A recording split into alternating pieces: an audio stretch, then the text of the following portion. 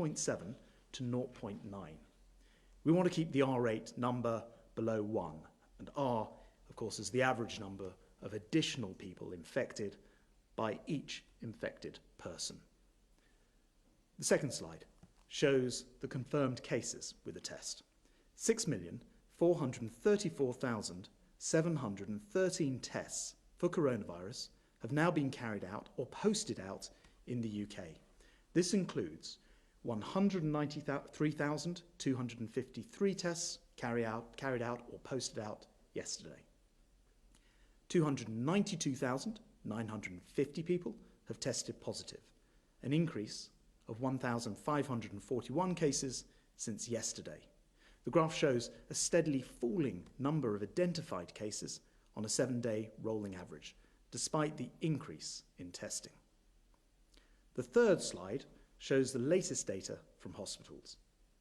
535 people were admitted to hospital with coronavirus in England, Wales and Northern Ireland on the 9th of June, down from 722 a week earlier and down from a peak of 3,432 on the 1st of April.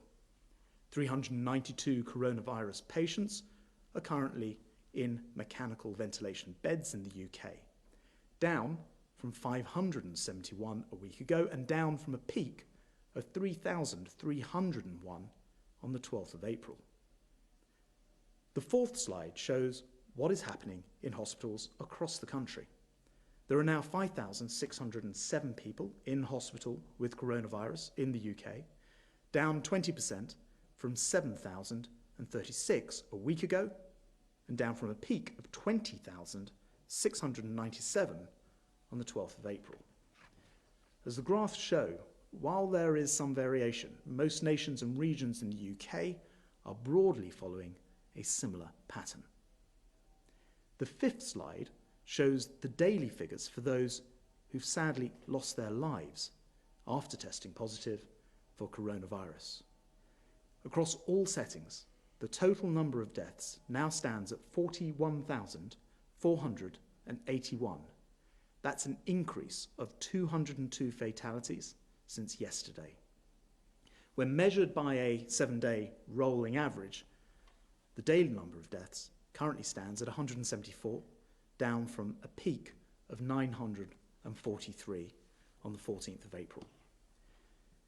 Although the number of deaths is now firmly down, our deepest sympathies go out to all those who've lost loved ones. Transport is instrumental to our recovery, to connect people with jobs, to help level up Britain, and even to make us a healthier and more active nation.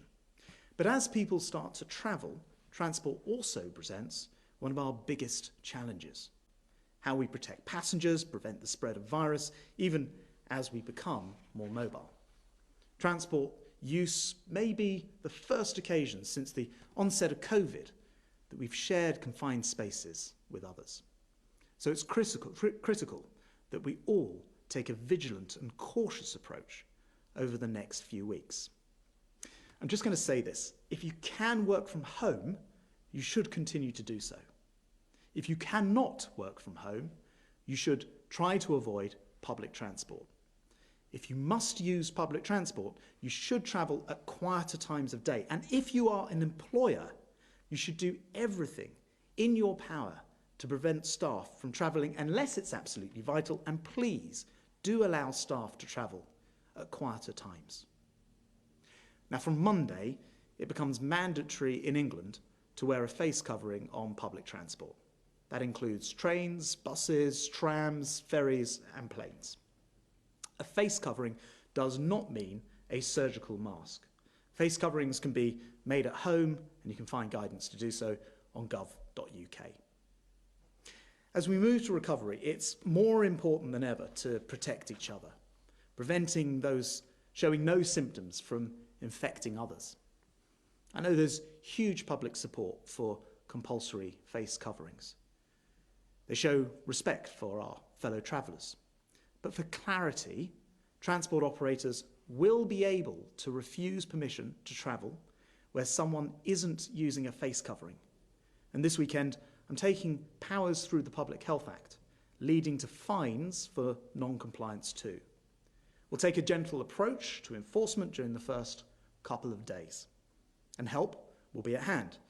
In addition to the British Transport Police, the staff from Network Rail, from TfL, Transport for London, and transport operators, in the coming weeks will also deploy journey makers to assist and remind commuters of the need to wear face coverings.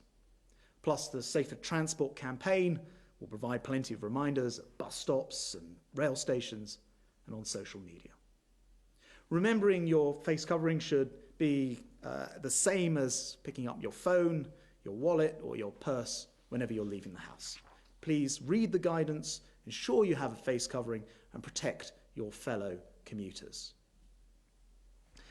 This crisis has tested our nation, yet through adversity comes possibility, a greener transport future within our grasp. For example, through the £2 billion investment in the cycling and walking programme. The challenge, though, is to make transport, currently our biggest emitter of greenhouse gases, part of the solution, not of the problem. If you take the aviation sector, for example, which has had an impossible few months. Yet despite these obvious challenges, there's a real determination within the industry to have a greener restart. So we're bringing together leaders from aviation, environmental groups and government to form the Jet Zero Council. This group will be charged with making net zero emissions possible for future flights. Our goal within a generation will be to demonstrate flight across the Atlantic without harming the environment. And today, we're backing a company called Velocis, who are building a plant for aviation biofuels in Lincolnshire. I'm also excited about a Cambridge University and Whittle Labs project to accelerate technologies for zero carbon flight. The shared experience of fighting coronavirus has changed us in many different ways. Although it's forced us apart, it's also brought us together. Although it's tested us, it's also shown us at our very best. And although it's made us reflect on the past, it's focused us on those plans for the future. But now, as we become more mobile, we must not forget this insidious virus is still a threat. That not only means avoiding public transport if you can, it also means, from Monday, wearing a face covering on public transport, avoiding gatherings of more than 6 people, including to protest. I understand that people want to show their passion for issues that they care deeply about, and we must never be complacent about stamping out racism and discrimination in this country. But please, for the sake of your health and that of your friends and families, don't attend mass gatherings. We've come a long way. As we move towards recovery, let's protect lives as well as livelihoods. Thank you very much. I'm going to turn to David from Sunderland, member of the public, who has the first question, and these are questions. Thank you for taking this question. It's likely that some businesses will not survive this pandemic, and therefore unemployment will rise. What specific plans do the government have to create jobs? Thank you. David, thank you very much for that question. And you're absolutely right. We've seen the scale of the challenge. We've seen the new statistics out today, and we recognise that in common with the rest of the world, we have an enormous battle on our hands, not only with the coronavirus and the recovery from that, but also with recovering the economy. And of course, during this entire pandemic, what we've tried to do is to put our arms around the British people to make sure that we have those schemes, including the furlough scheme, the business loans, grants to hospitality industry, and very much more besides, to try to ensure that jobs can be protected against what we hope will be a temporary, but albeit very severe, we understand, a jolt to the economy. So in terms of your question, David, we absolutely want to make sure that, first of all, jobs aren't lost where the businesses are just experiencing downturns because they've been closed these last few weeks. months. And secondly, to have a really proactive stance towards getting this economy going again when it is safe to do so. And it absolutely has to be stressed that the safety is the most important part of this. People have not given up weeks and months at home, sacrificed so much in order for us to throw that away with a second spike. But yeah, we will absolutely be coming forward with plans, making sure that we're protecting jobs as we've been doing throughout this, and making sure that people can get back into employment. Simon from Dorset has the next question, which I think is a written question. He says, we hear a lot about antibody testing, which will tell us if we have been exposed to the virus. What work is being done to establish if antibodies mean less risk of infection or possible immunity? And I think I can probably do no better than this to turn to the Professor. Stephen. Thank you, Secretary of State. Well, thank you, Simon, for the question. A lot of work is being done on the question of whether the development of antibodies after an infection is a marker of immunity. So after any infection, particularly virus infections, the body will generate these antibodies that act to ensure that the virus is controlled in the first infection, but more importantly, in any subsequent exposure to the virus, ensure that either the virus doesn't take hold in the individual or perhaps that the disease is a lot milder the second time round. I should say that antibodies are not the only way that the body's immune system works. There are other mechanisms for combating viruses, and there's a whole host of science around cellular immunity, so how cells respond, not just antibodies, which are proteins. But the important question here is we can measure antibodies. Indeed, we are now measuring antibodies. So we are beginning to get a sense of how many people have developed antibodies in response to the virus. And a very key question is, does that antibody response, does that positive test mean that there is immunity in the future?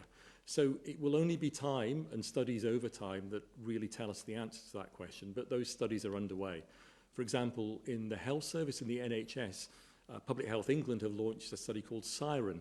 And SIREN is recruiting healthcare staff who may have been exposed to the virus into a study that will follow them over time to see, firstly, if they develop the virus again by the swab testing, and secondly, how that correlates, how that is associated with antibody levels and the positive antibody test that they may have been developed. And we have been encouraging as many staff as possible throughout our NHS organisations to join that study. So, short answer, we will only know in time, but we are certainly working on that here in the UK, and it is also being worked on internationally. Stephen, thanks very much, and Simon, thank you for your question. I'll turn now to Catherine Burns from the BBC. Catherine. Hi, this question is for you and Professor Powers, please. Twice as many people have died from coronavirus across the poorest parts of England and Wales compared to wealthier parts of the country. How can it be that where you live can double your chances of dying? Doesn't this show that more needs to be done to deal with health inequalities? First of all, I'll have a go at that, Catherine. Yes, I agree, but more always needs to be done to deal with health inequalities, and it's something we're very passionate about. We were elected on the basis of sort of levelling up, by which we mean getting rid of the health inequalities, getting rid of the ability for people to have opportunities. The first question about jobs and access to jobs and productivity within different regions. I'm a Northern Powerhouse Minister, and part of my job is to make sure that the North, where people work every bit as hard, should have the same productivity, which is partly down to things like transport, housing, and many other things which lead into health inequalities as well. So yes, I think we're all convinced these things are all linked together.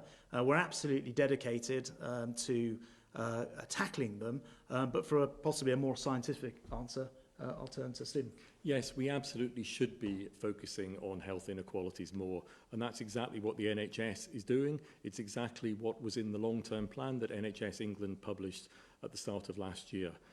It's the case that many of the risk factors that underlie COVID-19, so those things that mean you are more likely to do badly when you get the infection, like diabetes, like obesity, like heart and lung disease, we see more frequently in more deprived areas of the country. And so tackling those issues fundamentally will also mean that people are less likely for infections such as COVID-19. So we have very targeted approaches. I lead the cardiovascular programs at NHS England, and we've been putting in place very targeted approaches in heart disease, for example, that really focus on the most deprived areas because it is absolutely crucial that we narrow the gap in health inequalities. Thank you. If I can just ask a quick follow-up question also to you and Professor Powers. There are reports that the Chief Nursing Officer, Ruth May, is either unwilling or unable to attend these press conferences anymore because she won't defend Dominic Cummings. Can you please tell me if this is true? And if so, do you think that is right? I don't think it is true. She's attended them many times before. I noticed actually that at the top of the Number 10 Twitter feed, I see one of her tweets pinned, and so I'm absolutely sure she's been a regular contributor before, and I'm sure she'll be back here again. I don't know anything about the various discussions, but all I can say is that I've been here many times saying exactly what I think. Thank you. Thank you very much, and thank you, Catherine, for your question. I turn to Tom Clark at ITV. Hello, Secretary of State. Thanks very much for taking my question. The first one I think is for you. My second question, if I may, for Professor Powers. Given the economic figures that came out today, which I think can only be described as dismal, wouldn't it be sensible to mandate the wearing of masks everywhere, not just on public transport? In fact, to do any measure that might help get the economy back on its feet that would help prevent the further spread of the virus. And to you, Professor Powers, the R number across the UK is still stubbornly near to 1. According to the scientific advice, that's largely to the amount of coronavirus in hospitals and care homes. I noticed, looking at the most recent Public Health England data for respiratory outbreaks in hospitals, we've had the largest increase in respiratory outbreaks since the peak in the last week. Does that show that whatever we're doing in hospitals to prevent coronavirus spreading is not working? Thanks very much, Tom. So look, on the first point about, I should say, face coverings for public transport, not face masks, really important. I know that Peter's been working on this the last few weeks, and we're very, very keen. I'll ask him to say a word about that in a second.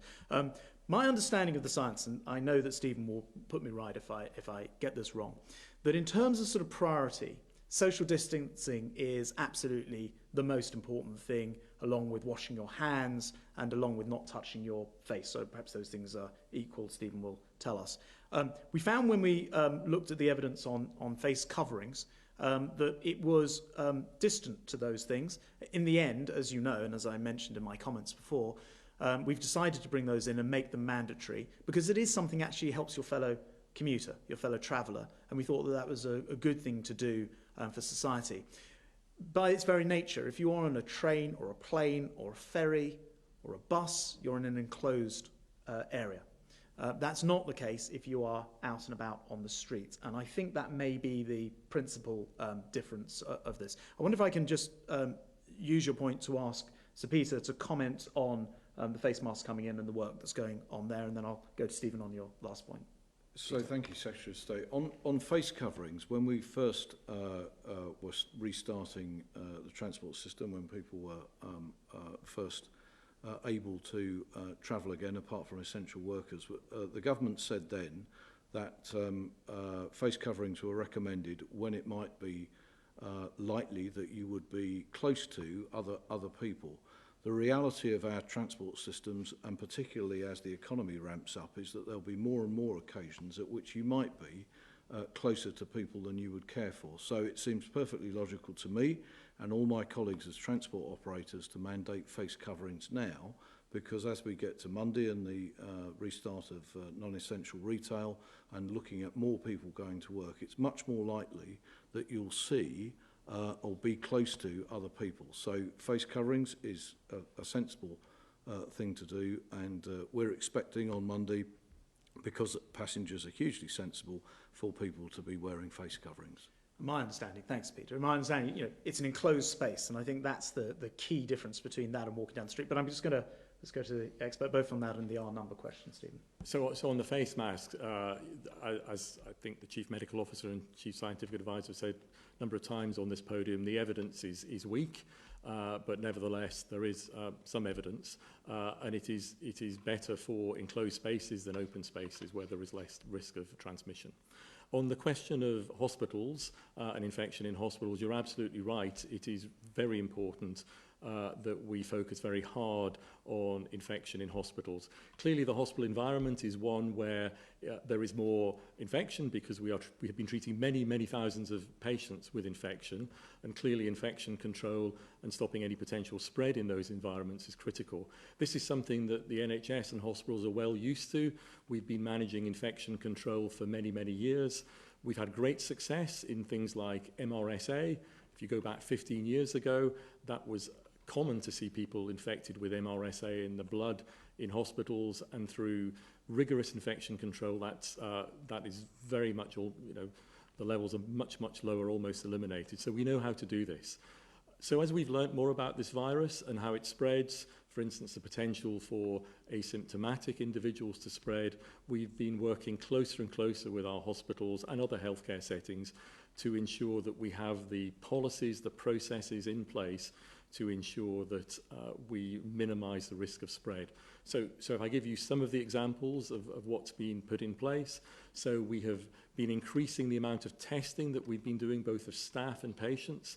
So quite a while ago now, we started testing all patients who were being admitted as emergencies into hospitals, not just those with symptoms of COVID, that would allow us to spot those people who were asymptomatic and make sure that they were cohorted or segregated appropriately from other patients.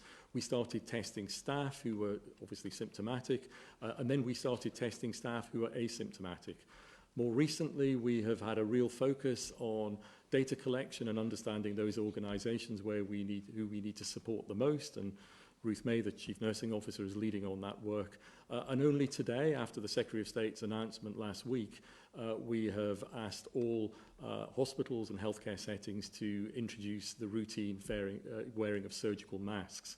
And the reason for that is when you move out of the ward areas where PPE is worn into the corridors and spaces where sometimes it can be harder to manage social distancing, it's important that the use of face masks is there to further reduce the chance of transmission. So we have progressively, over the course of this epidemic, introduced more and more measures as we've learned more about this virus to really minimise the risk of transmission in hospital. But you're absolutely right, it's something we have to continue our focus on and ensure we control. Tom, you want to come in very briefly? Just quickly then, why do you think you've seen an increase in outbreaks in hospitals in the last week? So I think as we are moving now from a community incidence, so community amount of infection that is reducing, what we will begin to see over time is more focus on individual outbreaks. And of course, that might not just be hospitals, there might be other settings. You will know from international reports that abattoirs and meat processing factories have been subject to outbreaks, possibly because in a cold environment, a very cold environment, the virus is more stable. So I think we are now moving from a period of time where we've had to focus on a high level, that surge of infection in the population, through to managing more discrete outbreaks, which, as again you have heard at this podium, will mean more local interventions to manage that. And again, that is something that Public Health England, that local directors of public health and local government and the NHS is used to dealing with. In non-epidemic circumstances, from time to time, we do see outbreaks of infectious diseases, and we know how to manage them. Tom, thank you very much. I think it's just worth mentioning and reminding people, Stephen, that from Monday people should take face coverings to hospital if they're going there for any reason at all. Thank you. Let's turn now to Ashish Joshi from Sky. Ashish. Thank you very much. My first question is to you, Mr. Shapps. You were talking about the importance of the R rate. For the first time today, we've had a regional breakdown. So while nationally we're still at 1 or just below, in the southwest we've got a range of between 0.8 to 1.1, which takes us above that all-important number the Prime Minister has talked about so many times. Are we moving now towards the very real possibility of regional lockdowns? Thank you. To my understanding, again, it'd be wise for me to turn to medical expertise, but on the R rate and the way that's being published today, the range, as you mentioned, is 0.7 to 0.9 nationwide. And we're confident that, from what we understand from SAGE, that it's therefore less than 1. There's then a band in each area, across the country, but in each area, where there's a sort of high and a low estimate made based on a number of series of different modelling approaches taken by SAGE. And it so happens that one of them, as you rightly say, says it could be between 0.9 and 1.1, but it's an outlier of I think, the central estimate. To answer your question directly, we are very interested, of course, to be able, the more data we can analyse, the more we can see where there are outbreaks. I noticed today we're at 193,000 plus tests done or sent out. So we've got a large number of tests being produced, and that gives us much better, more informative data about where issues might bubble up in the future. So I wouldn't want to rule anything out, but I think probably that southwest figure today isn't quite as maybe being reported. But again, I turn to the expertise of the professor. Well, yes, thank you. And it's exactly as the Secretary of State has described. So SAGE, or its modelling group, SPI-M, takes data from a number of different academic groups who do modelling around the R number, and then it takes all those individual models, which are all slightly different. They're all using slightly different assumptions and different models, and then it produces a consensus. And when it produces that consensus, it essentially has a central most likely projection and then a range around it, which represents that you can never be completely confident on a single central projection, and there is a range, what we call a confidence limit, that you might be familiar with in statistics. As you said, SAGE for the first time today has published those regional R values. They do have central projections and ranges, and the important thing is that in all regions, the central projection within that range is below 1. Thank you. Ashes, do you want to come back? Can I yes, just... I do, sorry. actually. Can I just ask, we've been speaking to local businesses and people in the southwest region today.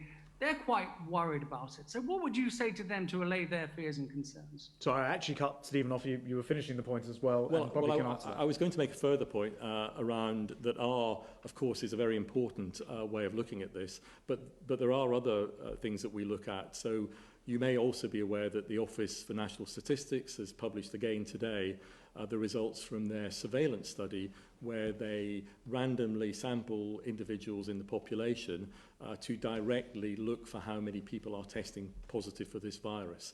And that study has shown that over the last month or so, the last few weeks, we have seen a steady reduction in their projection of the number of infections in the community.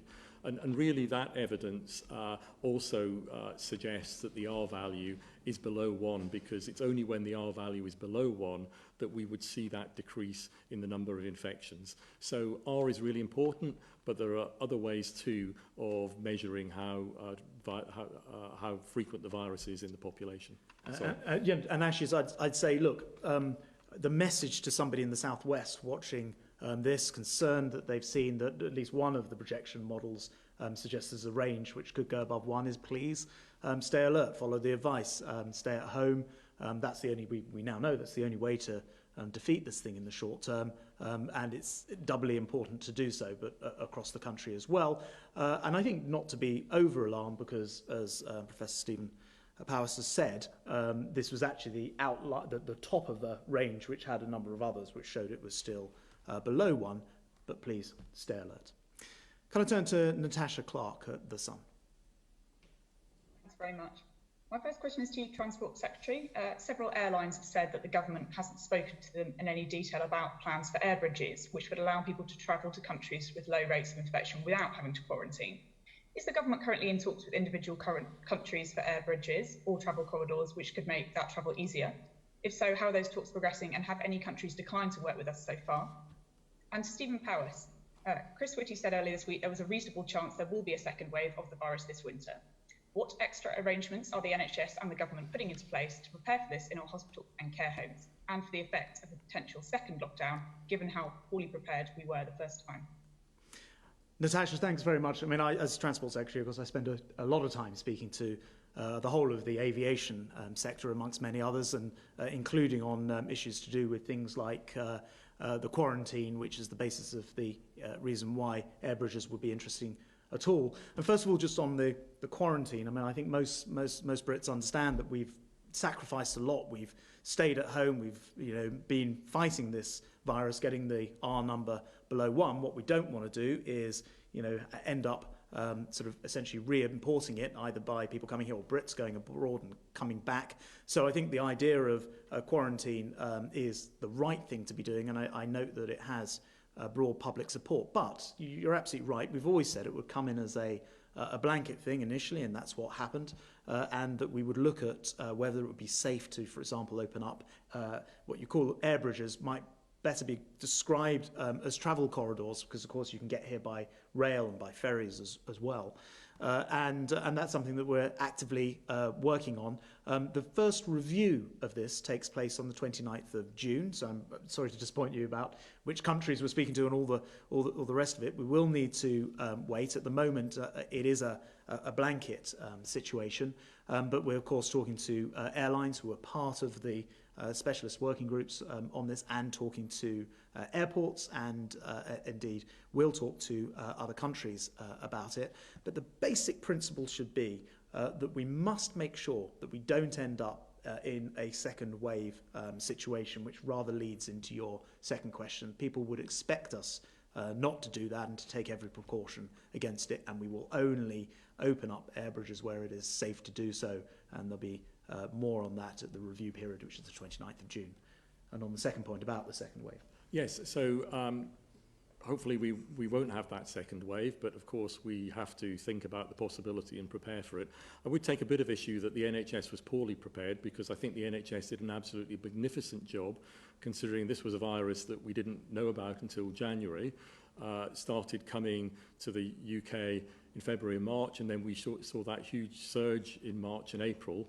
And the NHS, in my view, responded magnificently in very rapidly changing the way it worked in order to ensure that we had the capacity, both in our general beds but also in our ITU beds for the sickest patients, to ensure that at no time was that capacity breached. And we always had the capacity in place for patients who needed it. And unfortunately, in other countries, in other settings, we saw that wasn't the case. So I think the NHS showed just how flexible it can be in a crisis. Now, it's clear that we have learned lessons from that. It's clearly that we, going forward, can take some of the learning from that in case we have a second phase. So, for instance, we worked very flexibly. Staff worked flexibly in ways that they may not have done previously, and that will be possible again going forward. The Nightingale hospitals were built in case we need them, and we're actively considering what we need to do with those going forward to ensure that if there is a second wave, we have capacity in place. And we're also looking at usage of beds, and for instance, in outpatients and other areas, much more video consultation, and much more remote consultation. So different ways of working, some of which we've wanted to do in the NHS, but we have done in an accelerated fashion. So we are thinking very hard about how we can get back to business, back to normal business in the NHS. That's really important, that we are able to do all the stuff we do normally, but at the same time make sure that, although we are working hard to make sure it doesn't happen, that if we do see an increase in coronavirus, and perhaps in the winter, that we have the capacity in order to deal with that, as well as the normal business of the NHS. Thanks, Stephen. Natasha, was there anything you wanted to come back on? I just follow up with Transport Secretary. What do you think would be the best measure, in your view, to replace the quarantine system with, if indeed, after this review, you decide that a different approach needs to be taken? Obviously, the Home Secretary's discussed testing airports, and obviously you've mentioned air bridges just now. What do you personally think might be the best replacement for it? Well, as I've said before, and the Prime Minister said and the Home Secretary said, air bridges or travel corridors are certainly a potential way forward, and that can be supplemented by things like testing as well, although again you have to take the scientific advice on the validity of doing things like testing at ports, airports and other places. But there's, clearly there are countries that have lower levels of infection, but that may be because they've yet to go into this rather than that they've come out of it again. So we need to be very careful and cautious. We won't throw away the good work that's been done, but we'll have very sensible conversations, and this would certainly be limited in the first place. And I'm speaking with the airlines and aviation sector the whole time about this. Indeed, we issued actually fresh guidance just yesterday for aviation and for passengers. So it's an active conversation, and there'll be more on this before very long. Thank you very much, Natasha. I'm going to turn to Adam Payne from Business Insider. Adam. Good afternoon, Secretary of State, and thank you very much. I have a question about businesses that are dealing with the impact of COVID-19. We learned today that the government no longer plans full checks on goods coming from the EU in January. Isn't this announcement an admission that UK businesses focused on COVID-19 are not ready to trade with the EU without a deal at the start of the year, despite the government saying it is prepared to do so? And isn't it also the case that this new plan only covers goods coming into the UK, meaning businesses that are already suffering because of COVID-19 face the prospect of another big economic challenge in January? And a question for Professor Powis, please. Good afternoon, Professor. There have been reports recently of concern within the pharmaceutical industry that the combined strain of COVID-19 and leaving the EU without sufficient trading arrangements could put the NHS in a position where it doesn't have enough medicine supplies. Is this a possibility, and if so, how concerned are you by it? Thanks very much, Adam.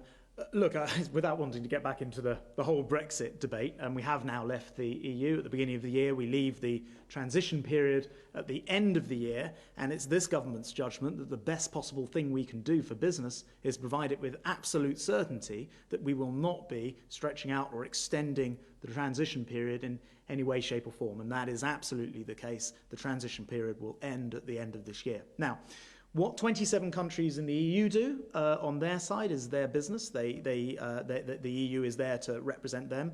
As an independent coastal nation, we're here to represent the interests of businesses and the population in the UK, and we'll make sure that we do that. And actually, I think by saying now that we'll have the border, what we'll be doing on the border, in other words, that we'll be sensible about the way that we introduce this, makes perfect sense. I sit on the Brexit Operations Committee, which looks at the COBRA committee that looks at these things all the time, and working on what happens with the hauliers and what happens with the transfer of documentation and all the rest of it. And we're absolutely confident that we'll have great systems in place. There's no reason not to. This country will have all the ability to do those things, but we'll do those things on our own terms. Clearly, COVID, as you point out, has been a massive disruption to business. We've seen what it's doing to the economy. That is why we need the certainty for business of knowing that we are leaving the transition period at the end of the year, and that's what we'll do, and everything else in terms of the borders will fall into place. I'll pass over to Stephen, but just before I do, I'm just going to comment on the medical supplies, because the medicine supplies, we see these stories all the time. It's partly my responsibility for things like the freight contracts to make sure that doesn't happen. We've been challenged probably more than anything else since the war in this country with regard to freight supply, goods supply, medicine supply. And it is the case that we have been able to pass that test and never have a shortage of medicines with everything that's been going on in the international demand through COVID. So I'm absolutely confident we'll be able to do the same through the end of the transition period. Stephen.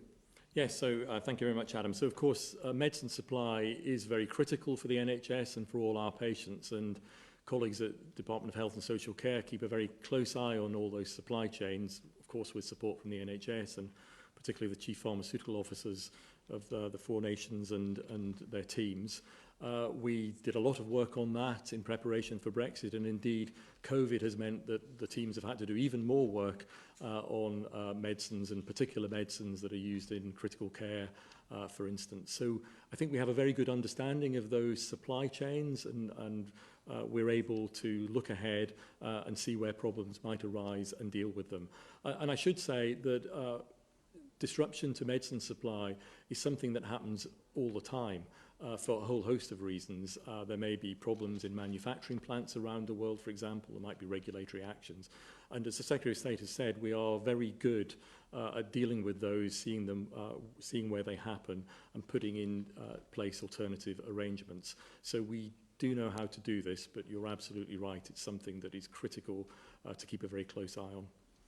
Thanks very much, Stephen. Thank you, Adam. And I'll turn now to Gemma Mitchell at Nursing Times. Hi, thanks for having me. The coronavirus pandemic has intensified already existing racial inequalities in nursing. What solid and measurable action is being taken to ensure the NHS and social care system is a safe and supportive place for all our nurses, but particularly those from ethnic minority backgrounds? And secondly, we've heard concerns that student nurses who answered the government's call to join the frontline in response to COVID-19 are being asked to carry out duties beyond their level of competence. Is this acceptable, and what structures have been put in place to ensure students who have opted in are fully protected and supported? Thank you very much, Gemma. We'll look on the first question about making it safe for people to work in what are sometimes, by their very nature, higher risks areas of public service, sometimes like medicine. We take that incredibly seriously. It's the reason we did that PHE, or asked for that PHE report that reported at the beginning of the month. My colleague, who's the Equalities Minister, Kemi Badenoch, is now in the process of working with that report to come out with a series of recommendations. But I can give you a sort of early sneak preview when I say that we consider it doubly important to make sure that people working in some of those higher risk environments, which coincidentally are, as you described, environments that Black, Asian, minority and ethnic people might be working in, get additional support in terms of testing and tracking and tracing, so that we're providing all of the great NHS track and trace specifically to them.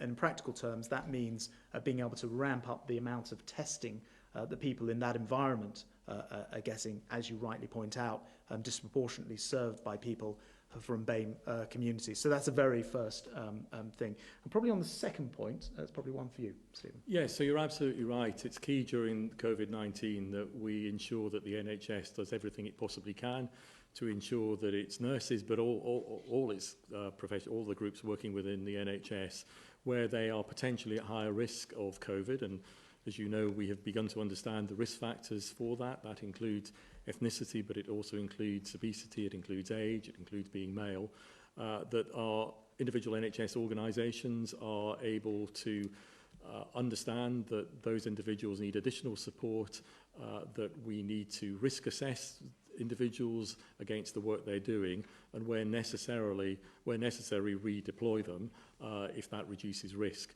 Of course, that's something that can only be done on an individual basis, because individual circumstances are different and individual risks are different. But we have worked with groups outside the NHS to issue guidance, independent expert advice to healthcare organisations as to how they should do that risk assessment and the sorts of things that they may be able to do to support those staff. I think on your second point of ensuring that everybody is working within their scope of practice, within their capabilities, of course that is true across all healthcare professionals, and it is the case that people should be working in areas in which they are competent and feel competent, and local organisations, of course, with others such as Health Education England, are there to make sure that that does happen. Stephen, thank you very much. Gemma, thank you for that. And sorry, did you want to come back in? I just had one more quick question about student nurses. The new academic year is fast approaching, and student nurses are still not sure what their courses, what shape their courses are going to take from September. When are they going to get clarity around that? And is the government making any contingency that student nurses, because say the clinical hours, not as many nurses at the end of the year? Generally true as a result of COVID, and nation in general, nurses, but other professional groups, they deliver teachers. And I know Health Education is working very close with providers who provide training to most effectively deliver that training in a COVID environment, where it will be less possible to do the sort of face-to-face teaching in some part of the courses that we've traditionally done. Now, as it happens, I think many universities, many institutions have been moving in that direction over time and thinking about different ways of teaching. And as with many things, COVID-19 will accelerate that process. But what's important throughout all of this is that high-quality education is in place, and it appropriately prepares people for the workplace. Gemma, thank you. Stephen, thank you to you. And I want to say thank you to Sir Peter as well. And just to finish off by saying, when I stood here at other times in earlier press conferences, We've been reporting deaths in the many hundreds and infections in the many, many thousands, and we are reaching a point now where those numbers have come down, but it's absolutely essential that we don't throw this away. It's going to be another warm weekend. It's very, very important that people continue to follow this advice. We do not want to be going backwards or facing a second spike. And of course, critically, from Monday, if you're travelling on public transport, which once again we ask you to avoid, but please remember face coverings are mandatory in England from Monday. Thank you very much.